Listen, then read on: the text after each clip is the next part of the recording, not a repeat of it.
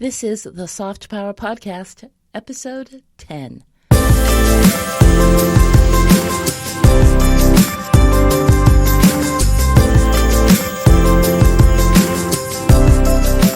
Hi, welcome. I'm Susan Callender, and I'm thrilled you're here.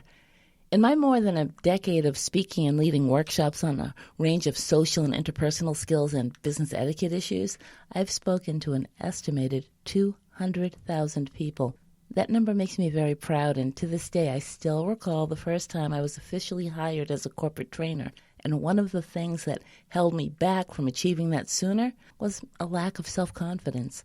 I was far too self-conscious, and no amount of education or experience was helping me to overcome that. Did you know speaking in public was voted the #1 fear by professionals, and it beat out being unexpectedly laid off or fired? Now, to be clear, that's not based on introverts or shy adults who don't wish to be in the spotlight, but your average or even above average company woman or man who starts sweating at the thought of taking the mic. It's fear of judgment. It's wondering what people will think of you. It's overthinking and placing thoughts in your head that serve no purpose to anyone. That is, until you personally breathe life into them. It's self-consciousness, something we all face from time to time. And it's self-consciousness, something we all face from time to time. And it just so happens that yours occurs at the least opportune time. The question we need an answer to is, how do you overcome that self-consciousness and become the superstar that I know you were intended to be? What I know for sure and from working with clients is confidence is a must. Actually, it's critical. And that's what I've been doing for the past several years. And that's what I want to help you to get a handle on as well.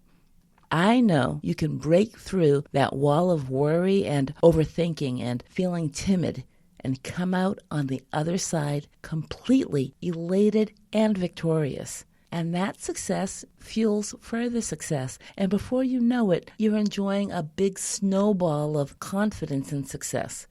Now, there is a difference between being fully confident and being and still feeling a little like an imposter, like you really don't belong.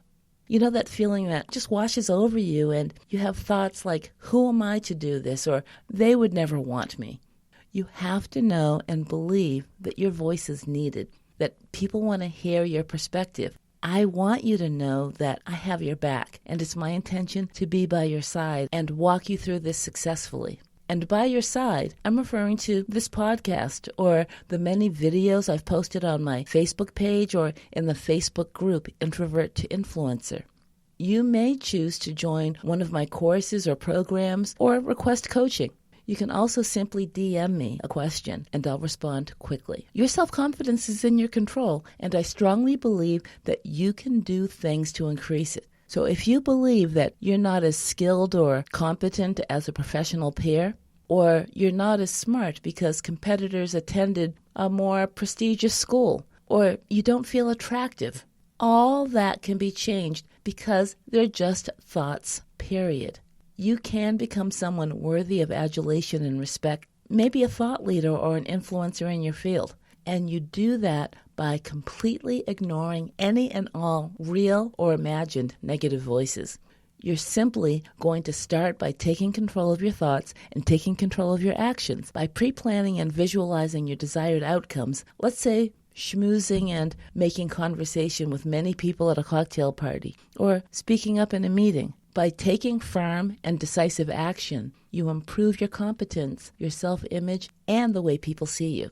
So, what are the critical steps to looking, feeling, and presenting yourself in a way that creates legions of admirers? I'll review several important ones with you. The big question is, can you do it consistently?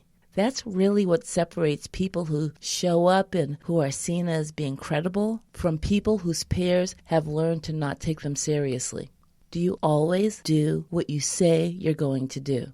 Are you a person who asks for guidance, but you never take or implement the advice? Just try a couple at first, and then try a few more in a week or two. And if they work, keep doing it. And if they don't work for you, just try others. Let's start by planning ahead, and by that I'm referring to announcing your intentions. For example, ask to be put on the agenda, so speaking up isn't just a thought, but an actual requirement. Being self-conscious keeps a lot of people from talking, even when you're the most knowledgeable person at the table. You already know when you look good and feel good, but let's take this a step further and start looking really good. It's amazing how much a haircut, a manicure, and it doesn't matter whether you're male or female, or even having your eyebrows shaped can affect your physiology and your overall mood. Just by dressing nicely and going the extra mile for grooming, you'll feel wonderful about yourself. You'll feel successful and polished and presentable and ready to take on the world. Now, of course, dressing nicely means something different for everyone.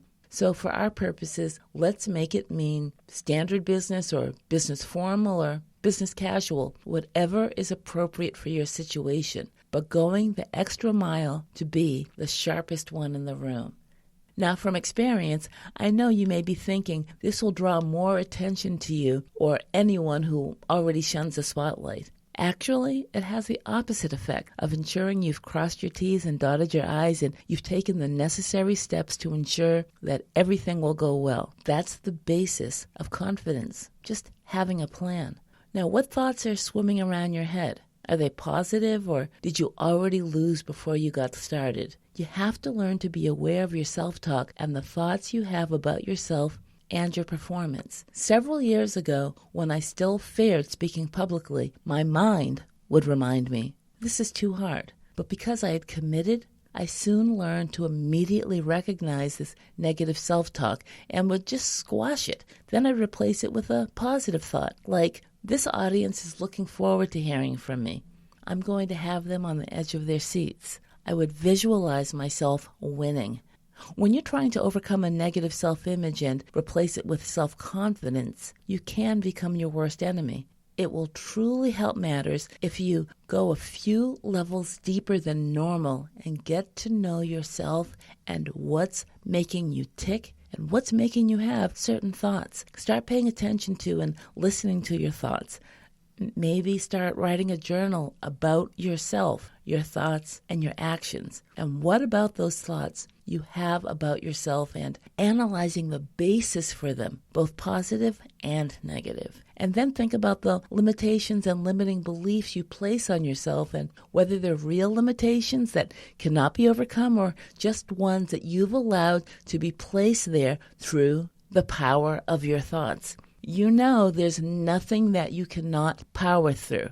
I promise you that when you dig deep within yourself, you'll eventually come out with an even greater feeling of confidence. Nothing matters, of course, if you don't put an action plan behind your words. If you think about it, action is the key to developing confidence. It's one thing to focus on achieving a goal, even if that goal is to simply think about what you want and what you don't want. When you catch yourself having a thought that doesn't serve you well, you change yourself one action at a time. You are what you do, and when you change what you do, you change who you are. That's so powerful and so true. You have complete dominion over yourself and your actions. So how much time do you spend each day looking out for the needs and desires of others in a way that means a lot to someone else? Is powerful as well. And it's a great way to improve your image, both internally and externally. At each step and with every desire, it's essential that you pause at frequent intervals and practice end result visualization. This is similar to what professional athletes and performers do. They reserve time before a match or performance to picture themselves winning or performing at their highest level and picturing in their mind what success will look like. Visualization is an excellent practice to have in your personal arsenal, and if you don't intentionally take the time for a visualization practice, it's so in your best interest to start doing it. I'll tell you why, because when you think about negative outcomes, they generally come to fruition. That's true. So why not use that same energy to create precisely what you want? It's difficult to be fully confident in yourself if you haven't done your due diligence in preparing for your endeavor. Preparation lends a lot to your feelings of competence and confidence. If you want to add public speaking to your repertoire or be a more competent writer, for example, start small. Examples of this would be offering to speak at a breakout session for an industry meeting rather than on the main stage, or starting to write a blog rather than offering your first writing pieces to the Huffington Post or Forbes. The same goes for singing, writing music, or anything that will help you raise your professional profile. Just begin to work towards it, and the more you do it, the better you'll be. But you already knew that. You still haven't gotten started, and that's why I'm here with you and for you. Did you know people who stand tall and confident and with excellent posture are viewed as being more intelligent and attractive? That's great news for you because you can knock that one out of the park without having to say a word. So standing tall is also great for your voice because your diaphragm is lengthened and it's better able to take in and to expel air. When you remind yourself to stand tall and straight, you'll feel better about yourself naturally, just going back to your basic physiology. So do it when you introduce yourself in meetings, both virtually and in person, and when you speak, particularly when you want something or even when all you want is buy-in from the other party. Just stand with your head directly above your shoulders squared and directly above your waist, and imagine a string is pulling the top of your head towards the sky. The rest of your body will straighten out accordingly, and if you're wondering why I describe this in detail, because most people don't do that. Either their head is too far forward or their hips too far back. Try it and you'll see where you naturally land when you're looking for that straight, upright posture. So are you ready to get started? What is it that you've been meaning to do? That's something that you know will enhance your professional or your business life, and it never leaves the thought zone. Start today. Start by setting a small goal. People often, very often, make the mistake of placing their aim on the wrong expectation or outcome, and then they get discouraged when they don't reach it. Instead, when you start today, just aim for something that you know is achievable. Set a goal you know you can achieve, and then achieve it. You'll feel good about that, and then set a bigger goal and achieve that. Soon you'll be setting big goals and achieving those too. How often do you come across a confident complainer? Complaining is more often a trait of self-conscious, low self-esteem people.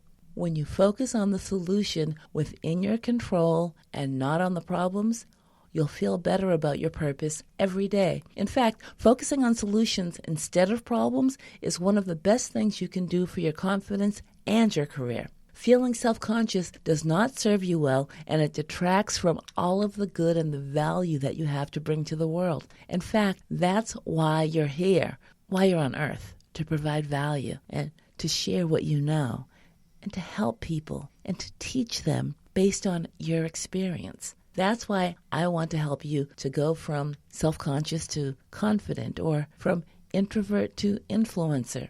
Maybe it's time for you to start shedding that shy personality and become more sure of yourself. The only way to stop feeling self-conscious is to stop thinking you're not as good as other people. Sure, it can be hard, but you've done hard things before, and I know you've got this. What's your greatest interpersonal or people skills challenge?